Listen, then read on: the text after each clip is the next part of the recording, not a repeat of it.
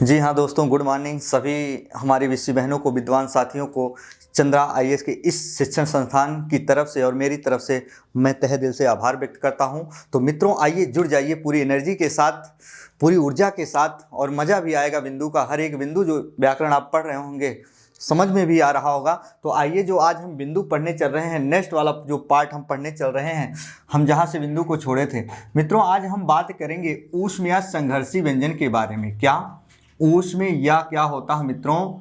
संघर्षी व्यंजन। ऊष्म या संघर्षी जो व्यंजन होते हैं हमारे, ये क्या होते हैं? इनकी संख्या कितनी होती है? जी हाँ, इनकी संख्या कितनी होती है? 4 होती है मित्रों। आज हम इसी पर आपसी वार्तालाप करेंगे। जो 4 होते हैं वो कौन कौन से होते हैं मित्रों? जरा देखो, यही होते हैं हमारे ऊष्म या संघर्षी व्यंजन। मित्रों, यदि आपसे पूछा जाए कि इन ऊष्म या संघर्षी व्यंजनों में अंतर क्या होता है, तीनों में अंतर क्या होगा, जबकि हम पढ़ते हैं स है, इन तीनों में अंतर क्या होगा? तो एक चीज याद रखना, इनको तो हम पढ़ते हैं स। ध्वनियों में जो उतार चढ़ाव होता है, स्वराघात बदाघात होता है, सेम होता है। पर याद रखना, हम अगर इसमें अंतर बताएं तो याद रखना, इन तीनों में जो अंतर होता है मित्रों, कहाँ होता है? उच्चारण स्थान में अंतर होता है। कहाँ अंतर होता है? उच्चारण स्थान में अंतर होता है। यदि एग्जाम में आ जाए तो गलत नहीं करना है मेरे प्यारे बच्चों, मेरे दोस्तों, तो याद रखना। अब हम बात करते हैं इसे ऊष्म या संघर्षी क्यों कहा जाता है मेरे प्यारे मित्रों। तो याद रखना मित्रों, जब हम इनको पढ़ते हैं स है, तो याद रखना जैसे हमने पढ़ा से, तो हमारी जो अलजिह्वा है, जिसे स्वरयंत्र, जिसे जीभ कहा जाता है मित्रों, वो अलजिह्वा मित्रों क्या होता है कि मूर्धा से आते आते टकराते टकराते बजती है। क्या? मूर्धा से टकराते टकराते आते आते बजती है। तो कारण क्या है? इसे क्या मूर्धन्य, तालव्य, इसे दंतय। तो सबसे पहले हम इसकी डिफिनेशन बता देते हैं। इसे क्या कहा जाता है? मूर्धन्य सकार कहा जाता है। इसे क्या कहा जाता है मित्रों? तालव्य सकार कहा जाता है। और इसे क्या कहा जाता है? दंतय सकार कहा जाता है। क्या कहा जाता है? दंतय सकार कहा जाता है। तो जब हम इनको पढ़ते हैं तो हमारी अलजिह्वा, जिसे जीभ कहा जाता है, इतनी स्पीड से आकर मूर्धा से टकराते टकराते बजती है। और जब कम स्पेस में से ज़्यादा वायु प्रेशर से निकलती है तो वहाँ क्या होता है? ऊष्मा उत्पन्न होती है। उसी के आधार पर इसका नाम क्या पड़ा है मित्रों? मूर्धन्य।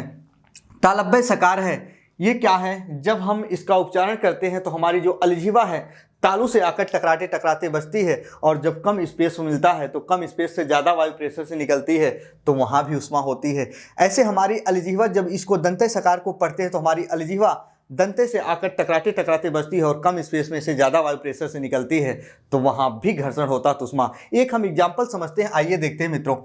मान लीजिए हम क्या होते हैं, क्या होता है कि जब हम देखो क्या करते हैं, जी हाँ, जरा देखो, हम सब बता रहे हैं, पहले आपको एक एग्जांपल समझना है कैसे क्या करना है, और है के बारे में बताना चाहते हैं। तो सबसे पहले हम देखते हैं मित्रों, एक एग्जांपल के तौर पर समझते हैं।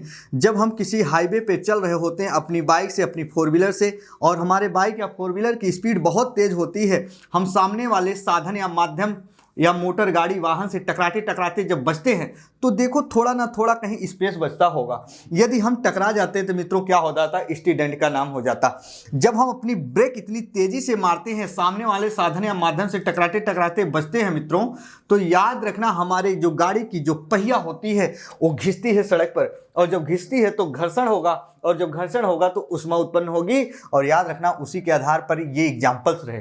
तो मित्रों आ जाओ, पर जब हम है को उच्चारण करते हैं, जैसे कहते हैं है, तो याद रखना हमारी अलजिह्वा कहीं टकराती उकराती नहीं है, क्योंकि इन तीनों को पढ़ने में मददगार के रूप में, हेल्पिंग वर्ब के रूप में प्रयोग की जाती है। इसके साथ में ये भी होता है, इसीलिए याद रखना मित्रों, इसको भी ऊष्म या संघर्षी व्यंजन कहा जाता है मेरे प्यारे बच्चों।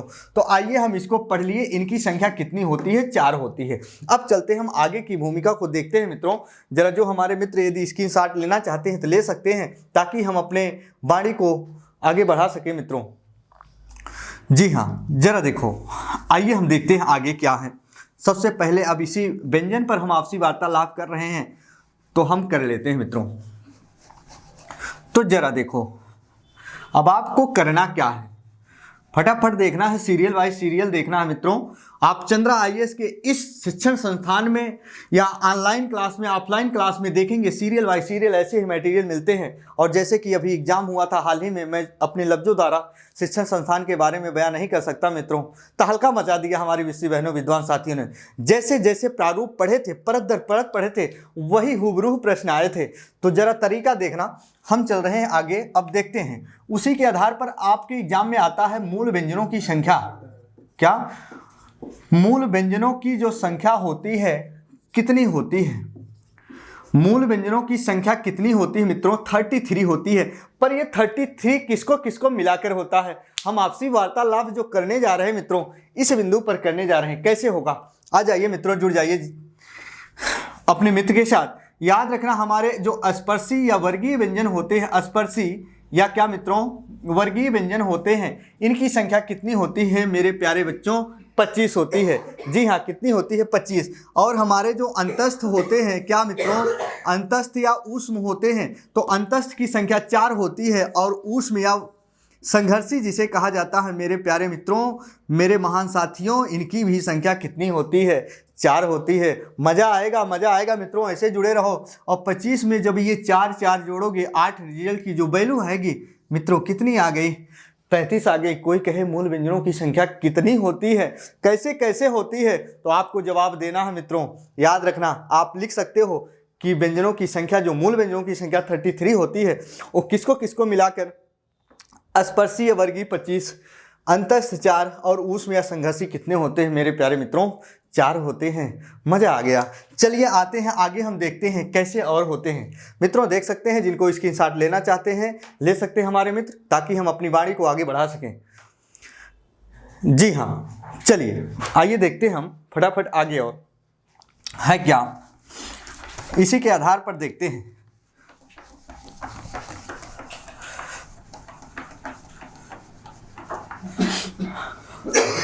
आइए मित्रों देखते हैं, अब आगे हम इसमें पढ़ते हैं। ऐसे आता है मित्रों, क्या कंपन के आधार पर, कंपन के आधार पर व्यंजनों को कितने भागों में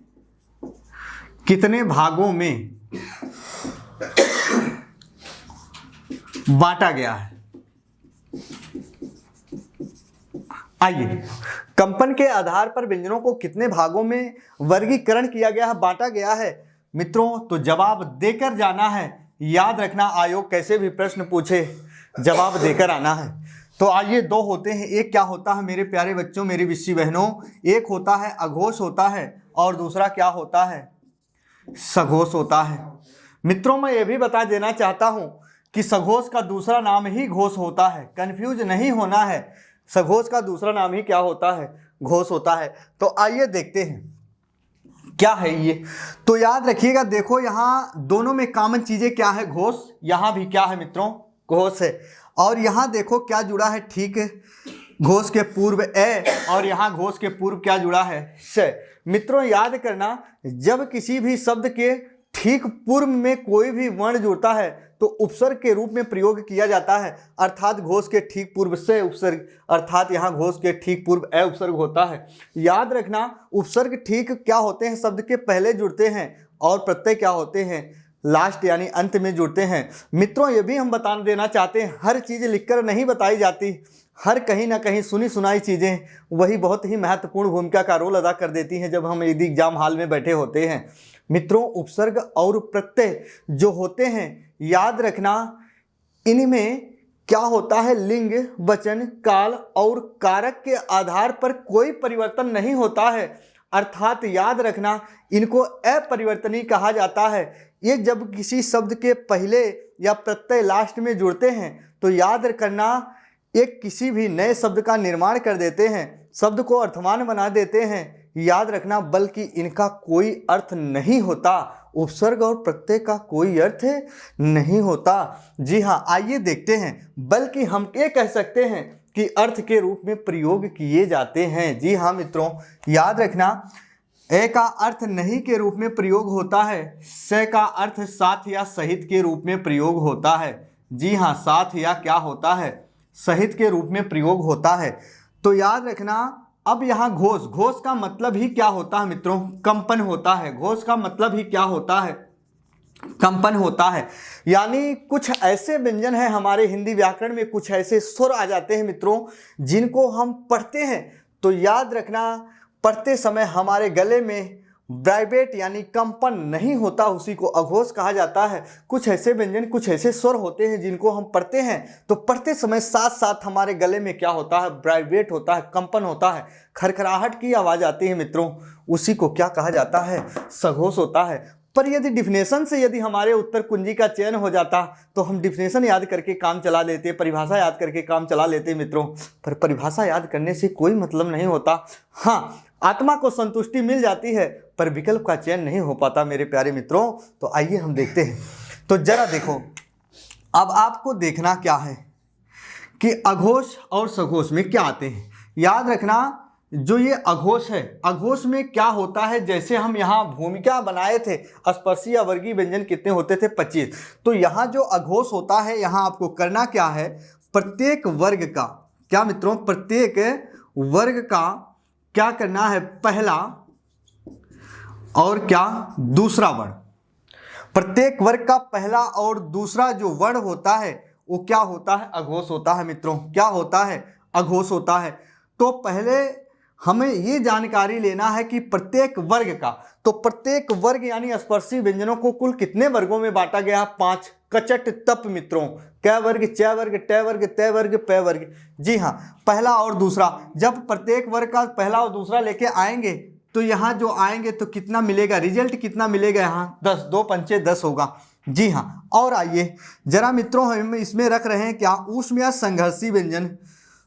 ऊष्म या संघर्षी व्यंजन मित्रों बहुत गौर से देखना है। ऊष्म और संघर्षी व्यंजन रखते हैं पर इसमें है को ऐड नहीं करना है, जिसे अलिजीवा कहा जाता है।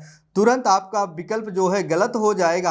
अब इसको जोड़ो, 10 और 3 कितने हो गए मित्रों? 13 हो गए। कोई कहे हिंदी वर्णमाला में जो अघोष की संख्या होती है मेरे प्यारे मित्रों, मेरी विषी बहनों, मेरे मित्रों, अघोष की जो संख्या होती है तो आप जवाब देकर आओगे। कितनी होती है? 13 होती है। कितनी होती है? 13। आइए मित्रों, यहाँ क्या होता है? जब प्रत्येक वर्ग का पहला और दूसरा इसमें आ गया तो इसमें क्या बचेगा? प्रत्येक वर्ग का मित्रों इसमें रखना है क्या? तीसरा, चौथा और क्या रखना है मित्रों? पांचवा रखना है। प्रत्येक वर्ग का तीसरा, चौथा और क्या रखना है मित्रों?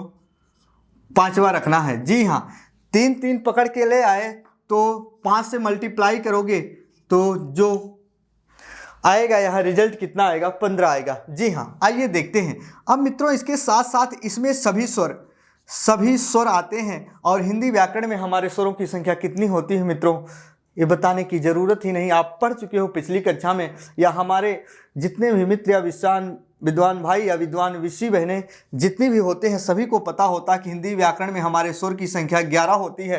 पर मूल भाषा जिसे देववाड़ी नाम दिया जाता है, जहाँ से लगभग 3000 भाषाएं जन्म लेती है मित्रों, मूल भाषा में स्वरों की संख्या 13 होती है, जहाँ अंग और आहा आयोग वाह को भी ऐड कर दिया जाता है। जी हाँ, आइए और देखते हैं अंतस्थ कितने होते हैं हमारे। तहलका मचा देना है मित्रों, इस कदर याद रखना, पढ़ाई करना है। अंतस्थ हमारे कितने होते हैं मेरे प्यारे बच्चों? 4 होते हैं। कितने होते हैं? 4 होते हैं। अरे अब क्या करना है? कमाल हो गया। जरा देखो हमारी अलजिह्वा, मैं लिख रहा हूँ अलजिह्वा, जिसे क्या कहा जाता है? जीव कहा जाता है मित्रों, और उसका नामकरण क्या होता है? जरा जोड़ लो मेरे प्यारे बच्चों। अब देखो 15 ये था और 11 में 4 जोड़ोगे ये 15 हुआ, और प्लस 1 है अलजिह्वा। 15 डबल 30 और कितने हो गए मित्रों? 31। तहलका मचा देना है, इस कदर पढ़ना है। अब सुनो, आपसे कोई पूछे कि हिंदी वर्णमाला में सघोष की संख्या कितनी होती है, सघोष की संख्या कितनी होती है, तो मित्रों अब जवाब देना है क्या? 31। इतना ही नहीं मित्रों, जैसे जैसे एग्जाम का पैटर्न बदल रहा है वैसे वैसे आपका भाई, आपका दोस्त अपने आप में परिवर्तन लाकर वही वैल्यू देगा जो एग्जाम में हुबरू आने वाला होगा। आप देख लिए होंगे कि चंद्रा IAS के इस प्लेटफॉर्म पर जो भी प्रश्न पढ़ाए गए होंगे, जो भी हमारी विषी बहनें या विद्वान साथी इस बार आयोग जो एग्जाम कंडक्ट कराया बैठे थे, तहलका ही मचा दिया। कहा सर ने आपने कमाल कर दिया। अरे कमाल नहीं, कंसेप्ट वाइज पढ़ोगे, यही नहीं जिंदगी में कहीं भी बैठोगे मित्रों कमाल ही करके आओगे। तो अब देखो क्या करने जा रहा हूँ, यहाँ तक की बात समझ में आ गई होगी। तो यदि आपसे पूछ लिया जाए कि हिंदी वर्णमाला में या हमारे हिंदी व्याकरण में कंपन के आधार पर व्यंजनों की कुल संख्या कितनी होती है, तो मजा आ जाएगा मित्रों। याद रखो, अघोष की संख्या कितनी होती है 13, और सघोष की संख्या कितनी होती है 31 होती है मेरे प्यारे बच्चों। अब जोड़ोगे तो रिजल्ट कितना आएगा, दोनों को जोड़ो जरा देखो। 31 हुआ क्या हमारा सघोष, और याद रखना 13 हमारा क्या हुआ अघोष। जोड़ो, मजा आ जाएगा मित्रों। जहां पुस्तक साइलेंट हो जाती है, आपका भाई, आपका मित्र, आपका दोस्त वहां तक पहुंचाने का कार्य करेगा। कोई पूछे कि कंपन के आधार पर व्यंजनों की कुल संख्या कितनी होती है, तो आप दोगे क्या 44। और हिंदी व्याकरण में मित्रों याद रखना साधारण या मूल वर्णों की संख्या ही होती है कितनी, 44 से ही होती है मेरे प्यारे बच्चों। गलत नहीं करना है। कोई कहे आपसे कि भैया बताओ हिंदी व्याकरण में साधारण या मूल वर्णों की संख्या कुल कितनी होती है, तो आपको जो है जवाब देना है मित्रों 44 यानी 44। जवाब सही दे के आना है। पूरी एनर्जी लगा दो, पूरी ऊर्जा के साथ पूरी ऊर्जा झोंक दो मित्रों, सफलता के दरवाजे तक अति अवश्य पहुंचोगे। एक नहीं 1 लाख मित्रों का एग्जाम्पल देख लो जो रात दिन मेहनत करते हैं और सही दिशा में मेहनत करते हैं, सफलता के दरवाजे उनके लिए करीब करीब होते जाते हैं। तो आइए हम चलते हैं आगे। आप लोग एक बार इसका स्क्रीनशॉट ले सकते हो। जी हाँ, चलिए हम चलते हैं मित्रों आगे। तो जरा देखो अब करना क्या है आपको मित्रों, जरा देखो आगे हम चलते हैं फटाफट।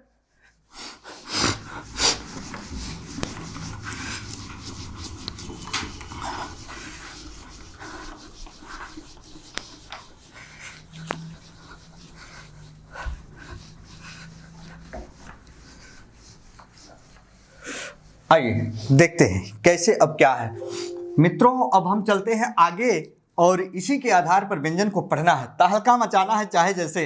अरे वो क्या किताब साइलेंट हो जाएगी मित्रों, जहां हम सभी लोग पढ़ते हैं नवीन विकसित ध्वनियां किसे कहा जाता है, ये ध्वनियां किसे कहा जाता है, सारी की सारी ध्वनियां यहाँ सामने निकल कर आने वाली हैं। जरा आप भरोसा तो रखिए, धैर्य तो बना के रखिए, जुड़े तो रहिए। जरा देखो अब हम चलते हैं क्या कि प्राणवायु, प्राणवायु के आधार पर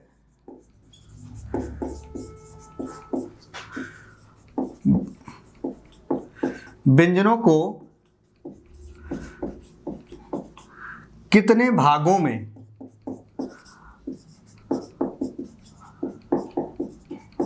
बांटा गया है।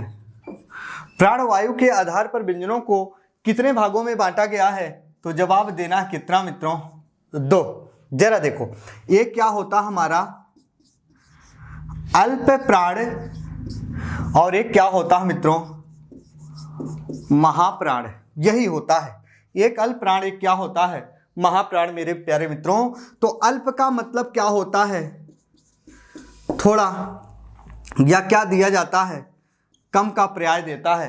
प्राण का मतलब होता है मित्रों वायु, महा का मतलब क्या होता है अधिक, और प्राण का मतलब क्या होता है वायु होता है। जी हाँ मित्रों समझ गए होंगे। याद रखना डिफिनेशन की बात करें तो अल्प प्राण यानी अल्प का मतलब थोड़ा, प्राण का मतलब वायु होता है। कुछ हमारे हिंदी व्याकरण में ऐसे व्यंजन होंगे मेरे प्यारे मित्रों जिनका उच्चारण करते समय हमारे फेफड़े के द्वारा जो ऑक्सीजन यानी वायु निकलती है, हवा निकलती है, गले के द्वारा होते हुए, मुखाग्र के द्वारा होते हुए कम मात्रा में निकलती है, उसी को अल्प प्राण कहा जाता है। कुछ ऐसे व्यंजन होंगे, याद रखना, कुछ ऐसे व्यंजन होंगे जिनको पढ़ते समय हमारे फेफड़े से निकली हुई जो वायु होगी गले के या मुखाग्र के द्वारा होते हुए ज़्यादा मात्रा में निकलती है, उसी को क्या कहा जाता है महाप्राण कहा जाता है। आइए देखते हैं, तहलका मचा देना है। जी हाँ, अल्प प्राण क्या होता है मित्रों, याद रखना यहाँ अल्प प्राण में ये होता है प्रत्येक वर्ग का यहाँ क्या रखना है पहला, क्या मित्रों पहला, और क्या रखना है तीसरा, और क्या रखना है पांचवा। प्रत्येक वर्ग का क्या रखना है मित्रों, पहला तीसरा पांचवा, और ऐसे हम कर देते हैं पहला तीसरा पांचवा, यानी ये संख्या अपने आप में क्या है मेरे प्यारे बच्चों, मेरी विषी बहनों, विषम है। तहलका मचा देना है, कितना है, विषम है। यानी ऐसे याद कर लो कि 135, 1 3 5 अपने आप में विषम संख्या होगी मित्रों, याद करना। अब क्या आता है अल्प प्राण में, जो हम पढ़े थे सघोष में काफ़ी चीज़ें उधर थी, अब उधर की इधर आ जाएंगी, तो आपको डरना नहीं है। इधर लिख रहे हैं अब जो अल्प प्राण में होते हैं मित्रों, अल्प प्राण में हमारे यहाँ आते हैं सभी स्वर।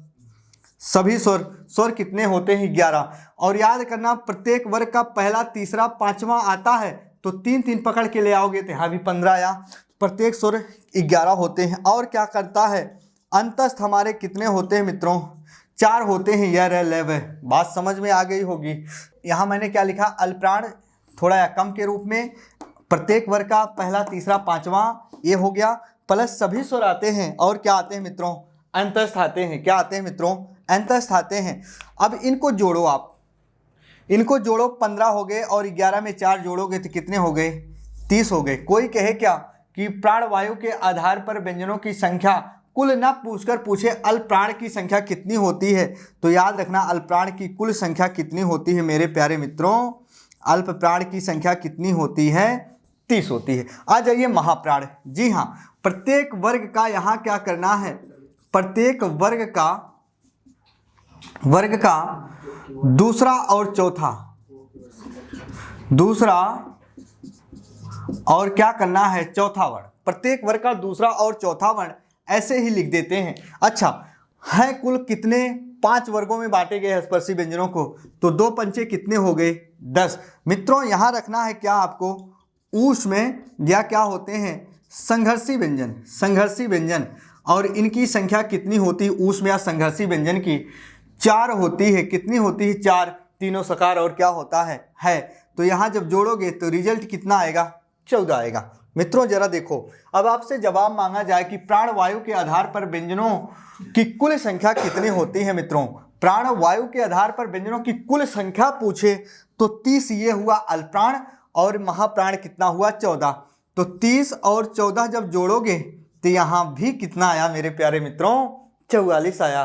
कितना आया, 44 आया। इसका मतलब ये हुआ, हम जब पढ़े थे कंपन के आधार पर व्यंजनों की कुल संख्या वहाँ 44, और प्राणवायु के आधार पर व्यंजनों की कुल संख्या यहाँ भी 44। इसका मतलब यह हुआ कि अगर पूछा जाए हिंदी वर्णमाला में साधारण या मूल वर्णों की संख्या कुल कितनी होती है, तो तहलका मचा देना है मेरे प्यारे मित्रों, 44 होता है। ऐसा पढ़ो, इस कदर पढ़ो लगी मानो में हाँ कुछ अलग कर रहे हैं। ऐसे नहीं जैसे पुस्तक में पाए वैसे पढ़ के चले गए रट के। मित्रों रटंत के जो हमारे पुजारी होते हैं, बेशक वो सफलता के दरवाजे तक पहुंच जाते हैं, पर बहुत कम ही लोग पहुंचते हैं। पर कंसेप्ट वाइज अगर पढ़ोगे, कोई भी पाठ्य सामग्री आप, कोई भी सब्जेक्ट आप कंसेप्ट वाइज पढ़ते हो, लेट तो होगा पर अंधेर नहीं हो सकता मित्रों। ये आपका भाई आपके दोस्त का दावा है, 100% गारंटी ले सकता हूं।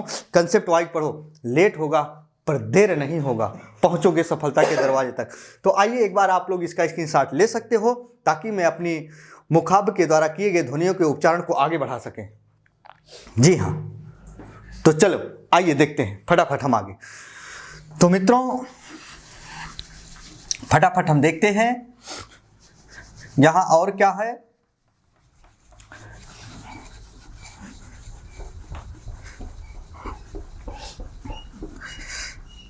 आगे हम इसके बारे में पढ़ना चाहते हैं। और क्या व्यंजन मित्रों, धीरे धीरे बढ़ेंगे जिस कदर एग्जाम में प्रश्न आते हैं। तो देखो जरा, अब हम बात करेंगे मित्रों, क्या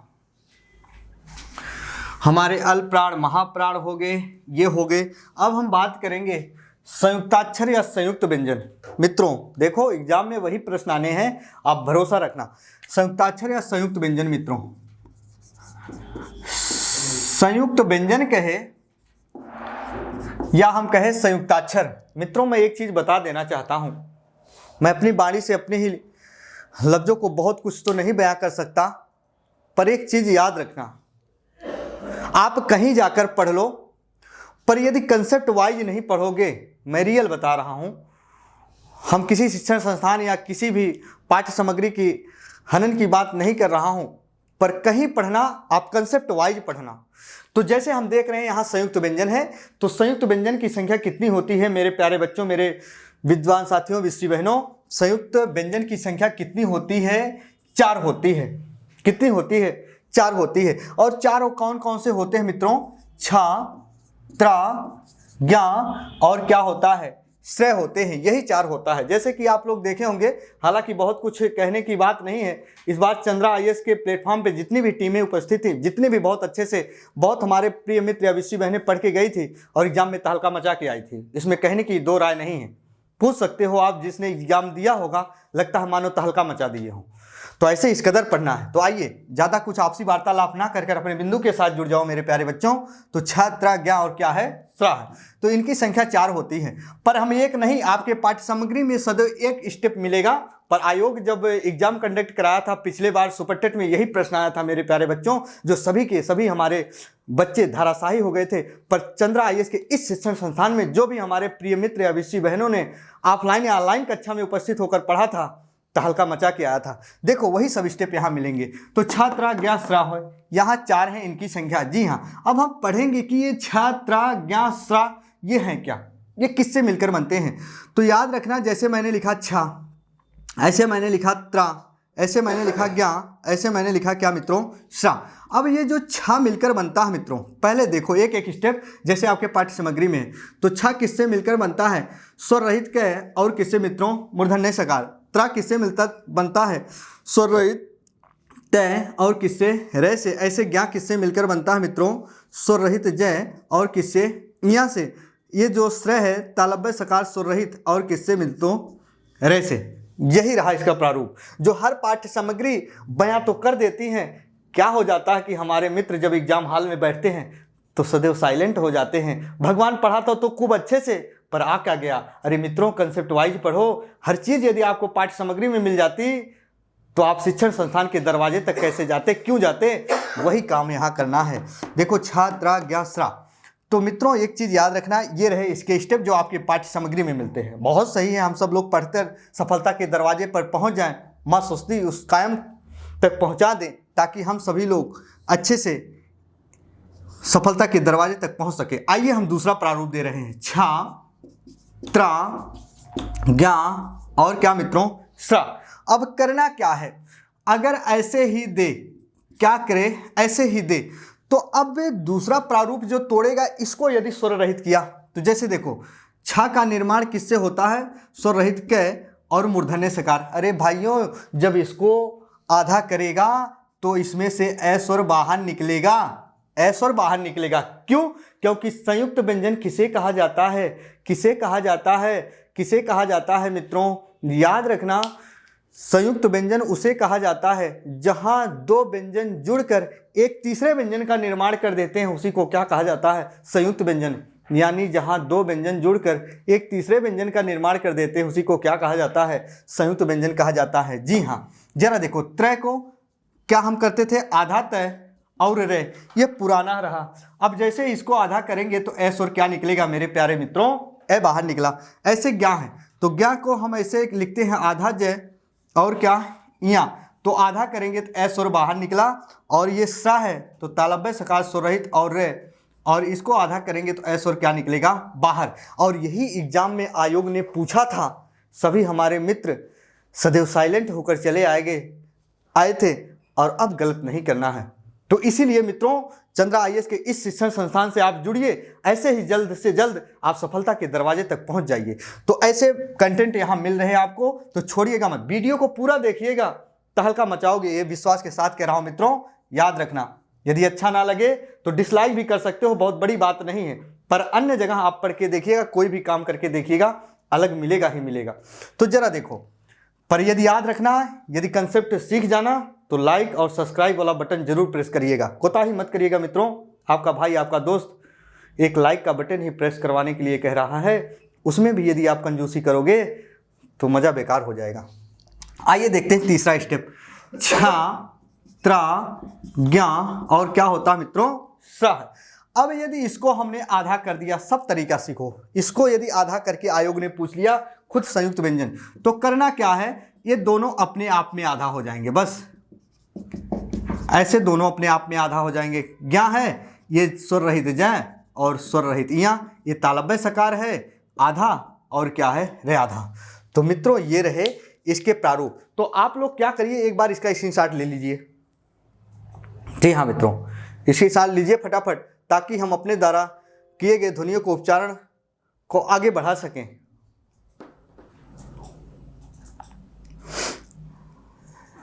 जी हाँ, तो चलिए जरा देखते हैं हम आगे संयुक्त व्यंजन के आगे देखते हैं अब कौन से व्यंजन हमको पढ़ने हैं। मित्रों देखो जरा, संयुक्त व्यंजन के आगे क्या पढ़ना है, सब पढ़ना है, बारी बारी से पढ़ना है और आप पढ़ के जरूर जाइएगा। और एग्जाम में वही प्रश्न आते हैं जो कंसेप्ट वाइज होते हैं मित्रों। चलो देखो, अब हम पढ़ेंगे हमारे क्या होते हैं मित्रों, उच्छिप्त या द्विगुणिक व्यंजन होते हैं। जरा देखो, उच्छिप्त या द्विगुणिक जिसे ताड़नजात कहा जाता है मित्रों, जरा देखो क्या हमने लिखा है इसे, उत्क्षिप्त या द्विगुणिक या क्या कहा जाता है, ताड़नजात कहा जाता है। ये जो उच्छिप्त द्विगुणिक या ताड़नजात व्यंजन होते हैं, इनकी संख्या कितनी होती है, तो जवाब देकर आना है कितना, 2 आना है।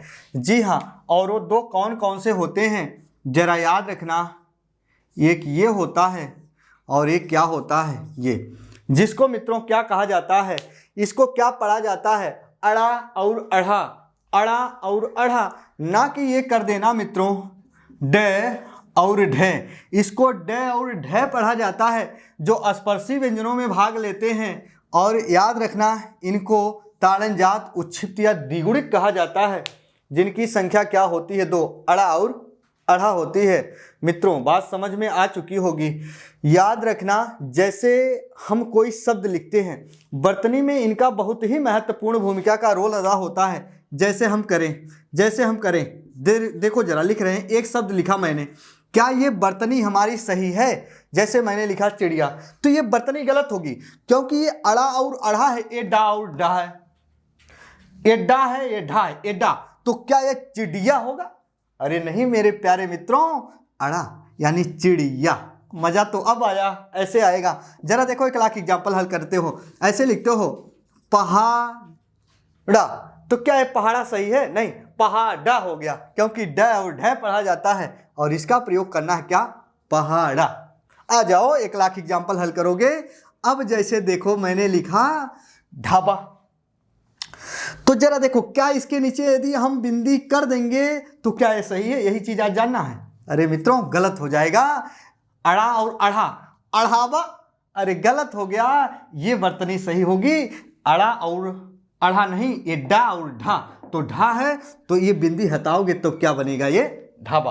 तो वही चीज आपको क्या करना है, जो उच्छिप्त या द्विगुणिक व्यंजन होते हैं इनका प्रयोग किसी भी शब्द के आरंभ में नहीं किया जाता। ये कहाँ किया जाता है, शब्द के लास्ट में या मध्य में मित्रों। यही नहीं, 1 लाख एग्जाम्पल हल होगा। जरा देखो चंद्रा IAS के इस शिक्षण संस्थान में ऐसी ही चीजें आपको मिलती रहेंगी मित्रों। यदि आप जुड़े रहोगे तो तहलका जरूर मचाओगे।